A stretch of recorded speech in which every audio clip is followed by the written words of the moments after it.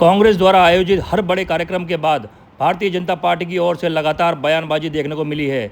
चाहे राहुल गांधी का छात्रों से संवाद कार्यक्रम रहा हो या कांग्रेस नेता प्रहलाद गुंजल के नेतृत्व में ग्रामीण पशुपालकों के समर्थन में आयोजित बड़ा प्रदर्शन, दोनों ही मामलों में भाजपा नेताओं ने तीखी प्रतिक्रियाएं दी। रविवार को पौधारोपण अभियान के दौरान विधायक संदीप शर्मा ने बिना नाम लिए प्रहलाद गुंजल की ओर इशारा करते हुए बयान दिया। इसके जवाब में प्रहलाद गुंजल भी मुखर हुए और भाजपा पर पलटवार करते हुए अपनी प्रतिक्रिया दी। ये मुनीम जी से पूछिए कि छोटे से कॉलेज, कॉमर्स कॉलेज का चुनाव खुद बिरला जी आ रहे हैं, वो मुझे कहां से जिताएंगे भाई? इतनी ताकत होती तो खुद ही जीत लेते।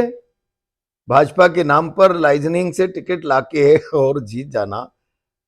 मैंने हीरालाल जी आर्य जैसे लोग 4-4 बार एमएलए बनते देखे। सर, कांग्रेस जब भी कोई प्रदर्शन धरना करती है, जैसे हाल ही में राहुल गांधी ने छात्र संवाद किया, आपके द्वारा ग्रामीण पशुपालकों के समर्थन में बड़ा प्रदर्शन किया गया।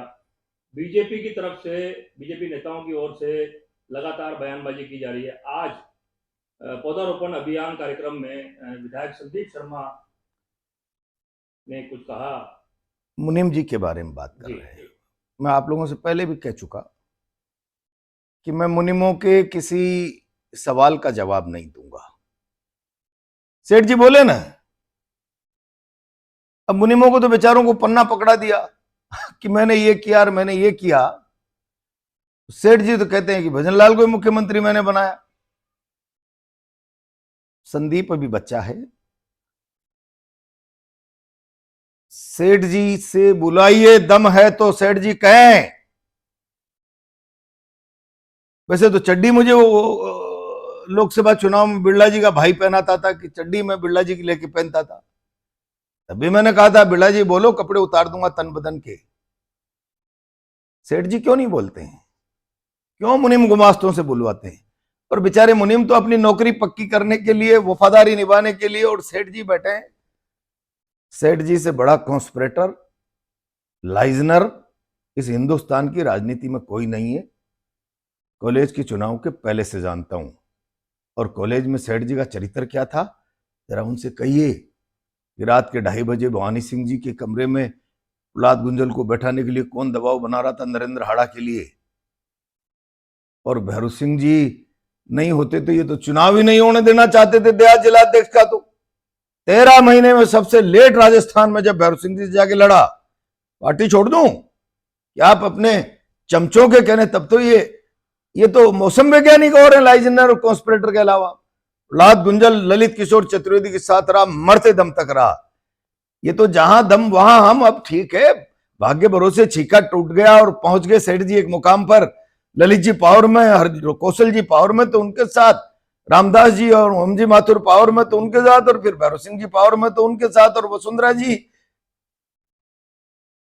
के भी तो पक्के मुनीम बन गए थे। वसुंधरा जी का और मेरा झगड़ा क्या था?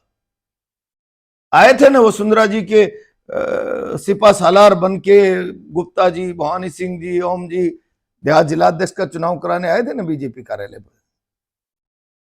मुझे बढ़ाने आए थे क्या? हमारे खिलाफ आए थे। फिर क्या हुआ पूछो उनसे, पता लग जाएगा। वेरी फर्स्ट डे से कोई नाखून बराबर एहसान नहीं है। किसी को मुगालते में नहीं रहना चाहिए और मुनीमों को लिमिट में बोलना चाहिए। क्या औकात दिखाएंगे? चपरासी बराबर औकात, और हमको औकात दिखाएंगे। पर आइंदा इन चपरासियों के बारे में मुझसे सवाल ना करें प्लीज। जब कोई सेठ मुझसे मेरे लिए बोले तो मैं बोलूंगा सेठ के लिए। विधानसभा का टिकट मिला था पिछली बार जब बीजेपी में थे, तब भी आपके साथ कुछ हुआ था, उस जगह और मिल जाएगा। क्या मतलब? टिकट लेने गए थे शायद आप वहां पर? ओम बिरला टिकट लेने गया क्या? पार्टी की सेंट्रल कमेटी ने तय किया था कि दोनों बातचीत नहीं करते, एक बार बात कराओ। और मैंने कमेटी के सामने कहा था कि मैं घुटने टेक कर नहीं जाने वाला। तब ये तय हुआ था प्रहलाद जोशी और अरुण सिंह दोनों साथ जाएंगे, बात कराएंगे। मीडिया आएगा तो ये दोनों बोलेंगे कि ये बीजेपी सेंट्रल एग्जीक्यूटिव ने तय किया है, जेपी नड्डा, अमित शाह और सारी कमेटी ने, कि दोनों की बात करानी है।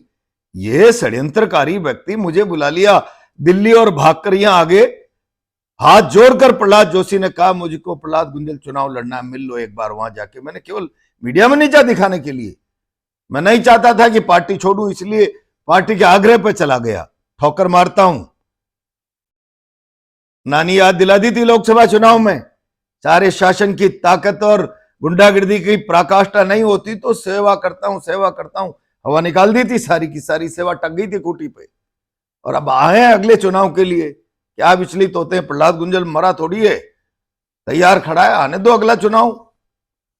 संदीप जी ने कहा है कि 2-4 लोगों को लेकर भीड़ इकट्ठी कर लेते हैं और गुंडे बदमाशों को लेकर प्रदर्शन किया जाता है। तुम्हारी औकात मुझे बताने वालों है तो तुम भी तो दिखाओ तुम्हारी औकात।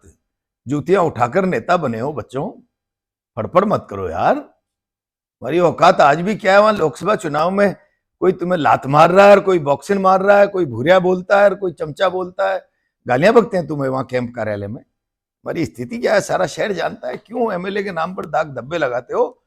प्रहलाद गुंजल जब लेजिस्लेटर था तो मुख्यमंत्री भी भय खाता था हाउस में जब बोलता था। ये क्या मच्छर बराबर लोग मुझे ज्ञान बांटेंगे।